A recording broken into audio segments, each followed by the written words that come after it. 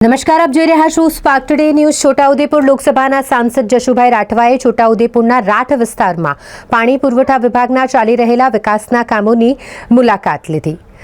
તાલુકા સહિત જિલ્લાના 6 તાલુકામાં વિવિધ વિકાસના કામો ચાલી રહ્યા છે, જે કામોની ચૂંટાયેલા પ્રતિનિધિ સાંસદ અને ધારાસભ્યો રૂબરૂમાં મુલાકાત લઈ રહ્યા છે અને સમીક્ષા કરીને જરૂરી સૂચનાઓ પણ આપી રહ્યા છે, જેથી ભવિષ્યમાં પ્રજાને તકલીફ ન પડે। તેના જ ભાગરૂપે છોટાઉદેપુર તાલુકાના રાઠ વિસ્તારમાં આવેલ ગામોમાં જે પાણી પુરવઠાના કામ ચાલી રહ્યા છે તેનું સાંસદ જશુભાઈ રાઠવાએ નિરીક્ષણ કર્યું।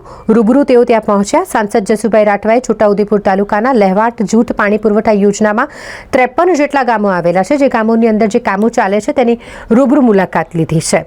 અધિકારીઓને જરૂરી સૂચનાઓ તેમણે આપી।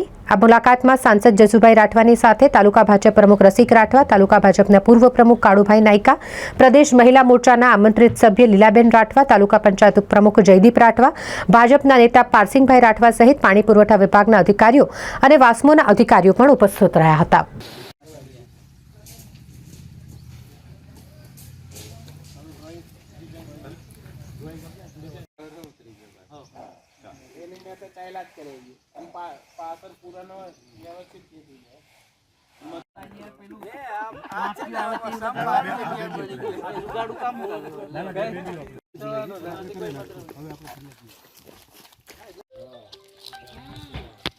આજે છોટાઉદેપુર લોકસભા મત વિસ્તાર એટલે કે મારા મત વિસ્તારની અંદર આવતા છોટાઉદેપુર તાલુકાના લહેવાટ જૂથ પાણી પુરવઠા યોજનાની મુલાકાત લીધી।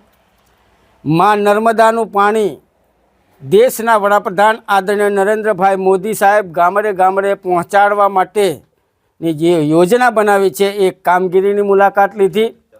આ યોજના 71 કરોડ રૂપિયાના ખર્ચે બનવા જઈ રહી છે। 2023માં આ યોજનાનું કામ ચાલુ થયું છે અને લગભગ 90% કામગીરી પૂર્ણતાના આરે છે અને આ યોજનાના જે અધિકારીઓ છે એમની સાથે મુલાકાત લેતા 2 મહિનાની અંદર માં નર્મદાનું પાણી લહેવાટ જૂથ પાણી પુરવઠા યોજનાના 53 જેટલા ગામોએ ગામે ગામ પાણી પહોંચી જશે એવી અમને હૈયાધારણા આપી છે।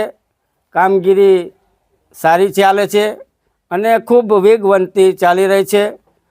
મને ભરોસો છે કે માર્ચ સુધીમાં આ વિસ્તારના જે મધ્યપ્રદેશને અડીને આવેલા ગામોના વિસ્તારના ગામડાઓને માં નર્મદાજીનું પાણી પીવા મળશે, નાહવા મળશે અને પોતે ધન્યતા અનુભવશે।